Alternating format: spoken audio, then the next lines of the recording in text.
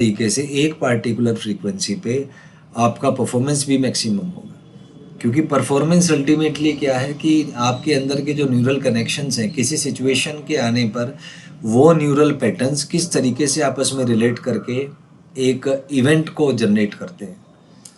तो दोनों चीज़ें सिमेट्रिकल हैं। तो जो कॉन्सेप्ट रेजोनेंट फ्रीक्वेंसी का है वही कॉन्सेप्ट ऑप्टिमल स्ट्रेस का है। अब यहाँ पे इमोशंस का रोल आता है कि अगर आपके न्यूट्रल इमोशंस हैं तो न्यूट्रल इमोशंस में आप शांत रह के अपना ऑप्टिमल फ्रीक्वेंसी जज कर सकते हैं कि मेरा ऑप्टिमल फ्रीक्वेंसी ये है, बिना विचलित हुए। तो अगर आप विचलित हैं तो नेगेटिव इमोशंस में हैं तो आपको ऐसा लगेगा कि आप बहुत जल्दी कर रहे हैं, अंदर से भागे जा रहे हैं, कहीं बचते जा रहे हैं चीज़ों से, तो आप फ्रीक्वेंसी को डिकोड नहीं कर पाएंगे। और अगर फ्रीक्वेंसी डिकोड नहीं कर पाएंगे तो आपका जो माइंड ब्रेन सिस्टम है उसका फ्रीक्वेंसी कम होगा, ऑप्टिमल फ्रीक्वेंसी का ज़्यादा है। तो आप परफॉर्मेंस देंगे लेकिन परफॉर्मेंस उतना नहीं आ पाएगा जितना आप लेके आ सकते हैं। तो इसीलिए न्यूट्रल इमोशंस ज़रूरी है।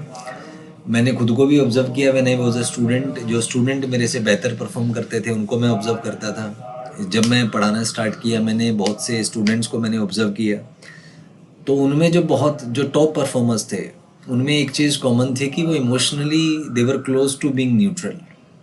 बहुत ज़्यादा शोर शराबा करने वाले स्टूडेंट, बहुत ज़्यादा किंतु परंतु करने वाले स्टूडेंट, बहुत ज़्यादा बहस करने वाले स्टूडेंट, उनको मैंने देखा है ज़्यादातर वो पहली बात तो टेस्ट ही क्वालिफाई नहीं कर पाते थे।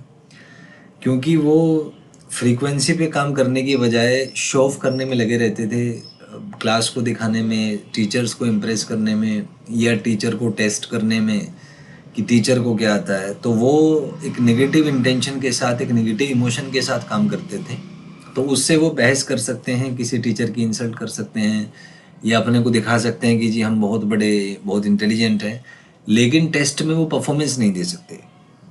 तो ये आजकल बड़ा एक कॉमन सी बात है कि हम बाहर से देख के किसी को जज नहीं कर सकते, टेस्ट के बेसिस पे ही उसके वर्क को ऑब्जर्व करके कि वो काम कैसे करता है, वर्क को ऑब्जर्व करके ही आप जान सकते हैं कि अंदर से हम कैसे हैं। सो मेक श्योर कि the universe is a game of energy, frequency and the vibration.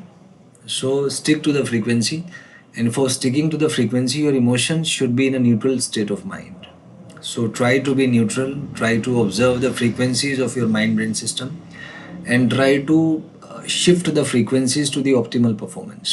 And this can be done by recursive testing methods. It's not a one day task. So the entire turning point is decoding your optimal frequency. Next video में इससे आगे आपसे बात करूँगा. Thank you. Have a nice day.